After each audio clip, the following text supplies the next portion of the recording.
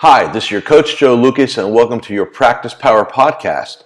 First off, I hope you're off to a great start in the brand new year here of 2017. And in this episode, what I want to discuss is an interesting subject for most of us, which is failure. Many coaches, consultants are out there talking about how to be successful, giving you different strategies, giving you all these different tools. And I want to do a bit of a 180 for a bit. And let's talk about why advisors fail. Because it's just like success, failure has recipes, habits, patterns, psychology associated to it. And a lot of times when we just look at what it takes to be successful, we also need to kind of look at what it takes to be unsuccessful and in essence unlearn that. Recently, I had the privilege of spending 2 days out in beautiful Scottsdale, Arizona. I was invited to come by an advisor group and lead my 2-day business planning workshop. So for literally 2 days, and those of you who are members of Practice Power Academy, we did all 8 modules in those 2 days.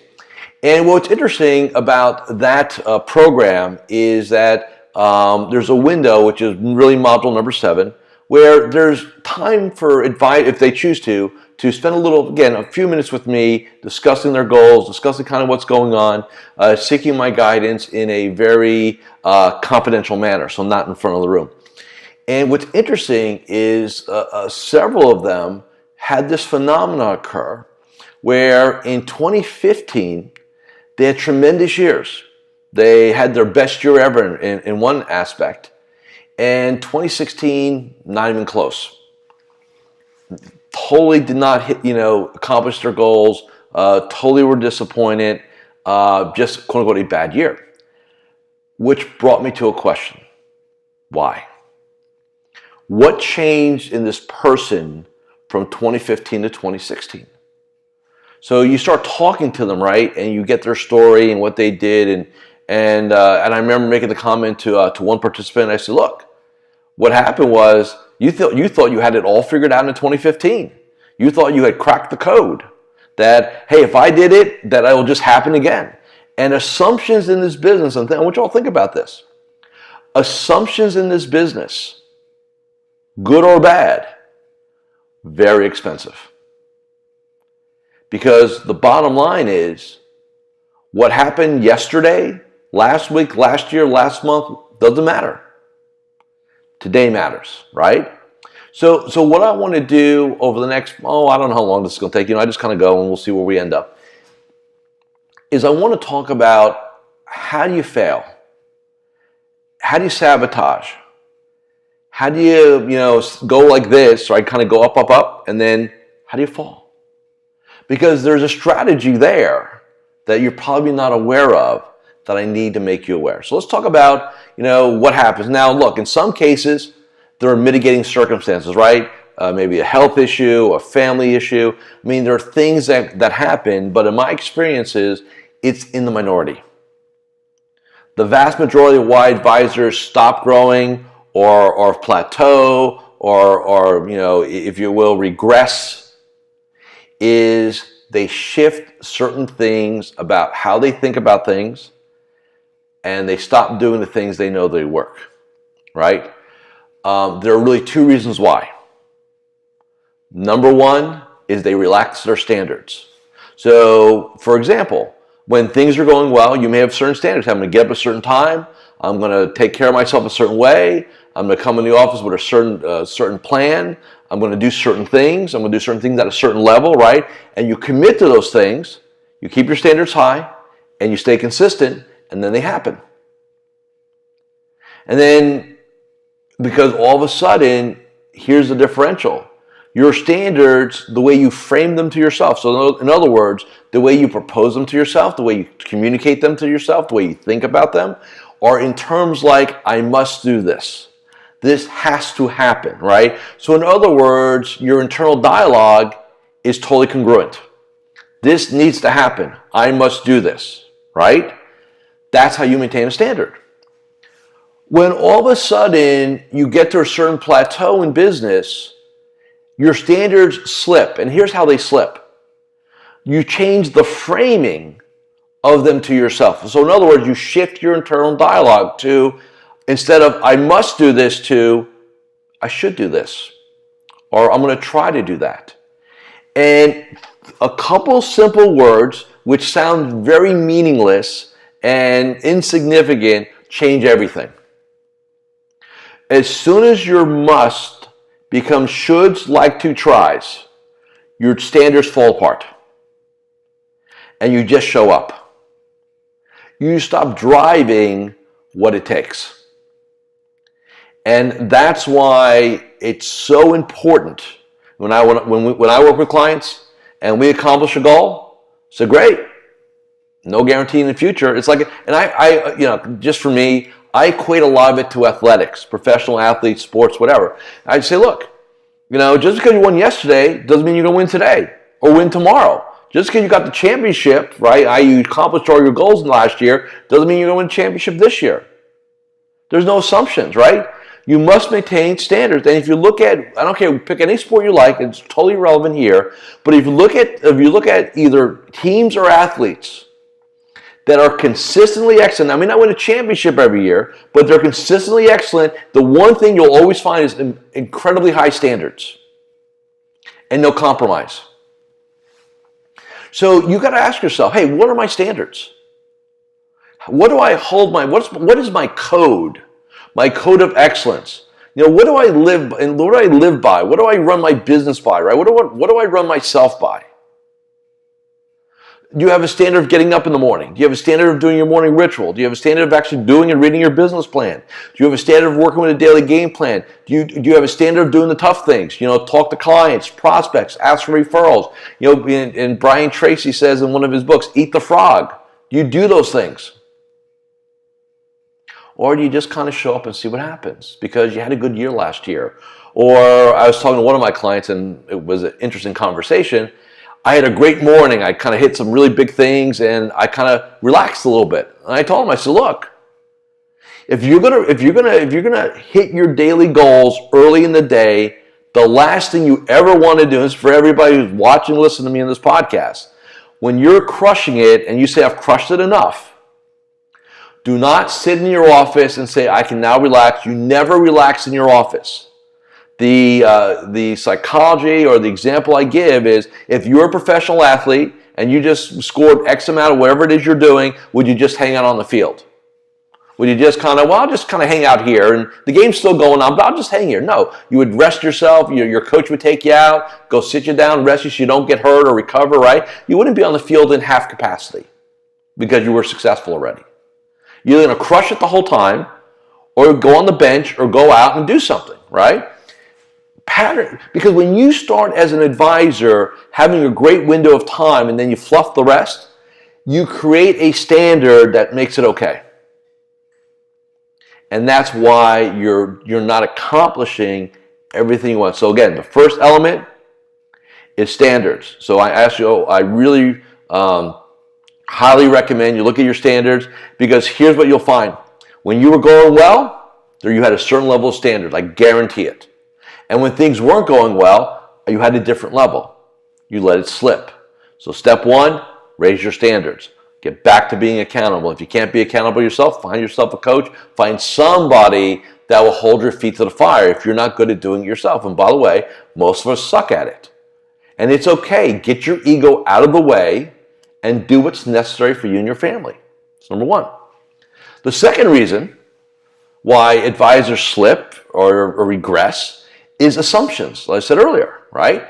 Well, just because I had a great year, so as I told this one participant, hey, you walked into 2016 under the belief that I got this thing figured out. You assumed it was going to happen instead of driving it to make it happen. And that's what a lot of people do. You think it's almost like you're unhealthy and you make a commitment, I got to get healthy, either because you wake up one day or you look in the mirror, right, or you try to put something on or you go to the doctor and then you know what, like, oh my gosh, I got to get this handled, right? And you raise your standards, you commit, you do all the mental work to kind of make it a must in your mind, right? It is a must, not optional, and you do it. And then you hit your goal, whether it's a weight goal or a body fat goal or you get a blood drawn by the doc and you say, man, this is really good, cholesterol's down. And if you're not careful, Your brain will go, we got this done. And then a lot of times people will go back to regress. People that yo-yo diet and people that, and by the way, yo-yo dieting and yo-yo production is the exact same psychology. No difference. When you lose weight, you're committed. When you gain, you think you got it figured out. And then lo and behold, one day you get on the scale and you have that oh crap moment, right? Isn't that exactly what happens to some of you in your businesses? You have a streak going, you feel good, you got momentum, things are happening. Then all of a sudden you wake up and you say, I got this figured out. And as soon as you say that, as soon as that comes out of your brain, everything that was a must for you, you now frame as a should for you. And once that occurs, the first day of your decline starts. Period. And that's why I've got clients in their 60s and their 70s, and I don't care. But when somebody comes into my world and says their goal is, I just want to maintain what I have, I go, welcome to the first day of your decline. Because that's inevitably what's going to happen. This is a business like quite frankly, most businesses. You grow or you die. We're moving forward or we're moving back. There's no such thing as static in our space. And for a lot of it, and January is one of those months where people come out of the woodwork, come talk to me, which I appreciate and I welcome, and I'm happy to talk to any one of you who want to chat with me. When you wake up in the morning and our goal is to maintain, it's over, man. It is absolutely over. And now, when I say that, I don't mean that you got to grow at 20%, 25%, blow the doors off. I've got clients that, hey, look, our goal 5 to 10% a year. We want to bring in 6 to 12 new clients, right? We want to bring in, 5 to 8 to 12 million dollars of new money because, we have RMDs, we have leakage, we have all these other things going on, right? And look, for a lot of you, let's face it, your client base is getting older. And if you haven't done this, highly recommend you do an analysis of your clients, their ages, what they're going to need to take out, and understand how much leakage you're going to have over the next 5-10 years. And that will wake you up if you are fat, dumb, and happy. And I don't mean that in a disrespectful manner. I just don't want your brains going that way, right? So assumptions are dangerous. Remember that every day, and this is one of my core philosophies as a coach. I've had it for decades. We need to treat each day as the game. And in treating each day as the game, you've got to determine what the rules for you are. And look, there are no real universal rules, right? I mean, I guess maybe globally, hey, morning ritual, daily game plan, contacts, how many meetings do we set? How many introduction conversations do we have? All right, I changed my mind now. There are 5 global rules everybody has every day. Then it's whatever your world's like, right? Those are the rules. That's what you need to focus on. Winning today. And some days we win and it's effortless and it just happens and it's beautiful, right? And boy, every day should be like this, and wouldn't that be a wonderful place to be? Wake up. Half the time, if not 3/4 of the time, you're going to win ugly. It's going to be challenging. It's not going to be a lot of fun. You got to grind through it, right? But at the end of it, you can check your boxes for the day. You won ugly, but you won. And that's how champions are made. Any advisor, any human being can be successful when things are going well. It does not take a lot of courage, fortitude, commitment. It's when things are not going well, or you've had some setbacks, or you've had some failures. How resilient are you? That's really what matters. And that's what you need to develop. So, question for you. When you wake up in the morning, what do you see in the mirror? Because here's what I've come to understand. What you, an advisor / human being, believe you deserve, what you think you're worth, what you think the value is you bring, all those things have a direct relationship to your level of success, income, happiness, however you want to measure it. Because all of us here have our blueprint, right? And a blueprint is nothing more than a emotional, psychological construct of who we are, what we're about, what we believe we deserve. And here's what's interesting. A lot of advisors I speak to think they're lucky. They take no credit for their success. Some of them think that if people really found out who I really was, they'd never do business with me. I say, well, and I ask people, hey, why would you say that? And it's, well, I have no financial plan. I'm in debt. I have no, like all the cobbler's kid who has no shoes, right? There's a big part of our industry that lives in this concept, this space, right? Of, in essence, in their minds, they're a fraud. They're inauthentic. And you know what I say to a person like that?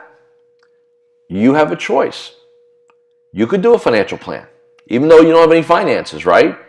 You can go ahead and start making changes to shift that. Because here's the reality. And I've said this, and for those who've watched or listened to me on these podcasts or been around me, I'm one of my core beliefs about this business.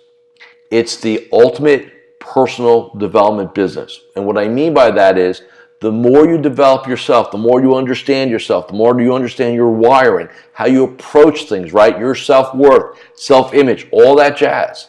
The more you understand that, the more successful you're going to be, because again, this business is about emotional capital, not intellectual capital. And I'm going to keep stressing that because there's still this belief in this industry, let's go get another designation, we'll be more successful. The reality is, no.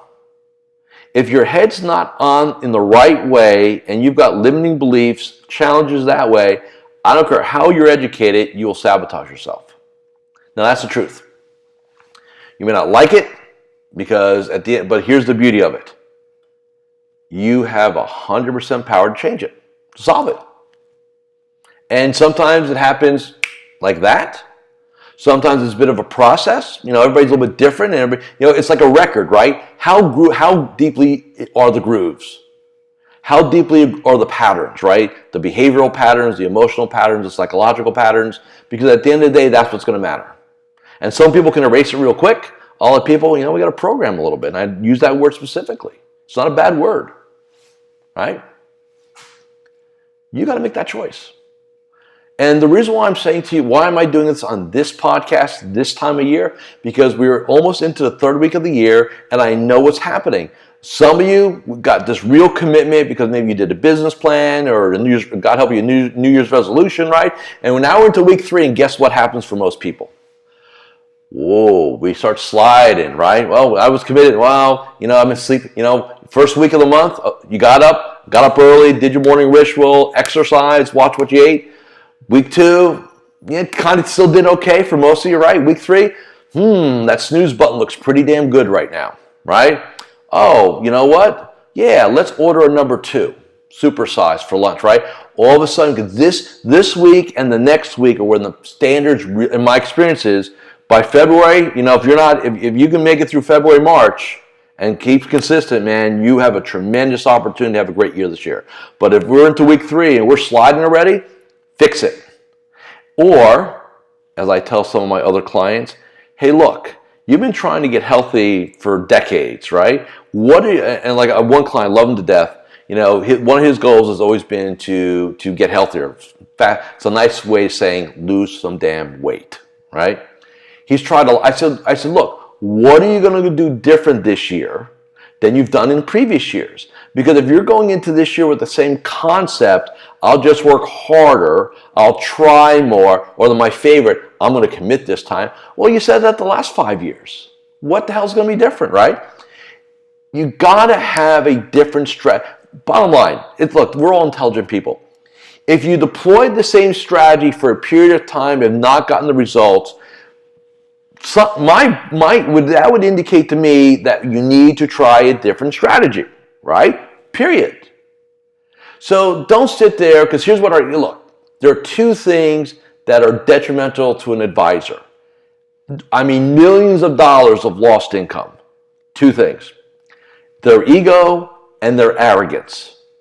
These two things cost more people success in this business than any other place, because they think they got it figured out, they don't need any help, everything's good, and then you talk to them. I've been in this business 25 years and I'm doing 250. You know, it's funny for me, and I'm going to go on a little tangent, then we'll wrap it up. The people that contact me, a lot of times, are the people that are quote unquote very successful. They want to be at a higher level of success. The people that really need to contact me, their brains like, I got it all figured out, and they're struggling. They're 90 days from bankruptcy, right? Their ego, because they're smart, they just can't raise their hand and say, you know what? I need help. I need to put a team around me. I need to put the right people around me. And remember this, and this is something that you know I had forgotten about, and I was reminded recently. We are the sum of the 5 people that we hang out with the most. So do you have a coach as one of your 5? Do you have the right influencers around you?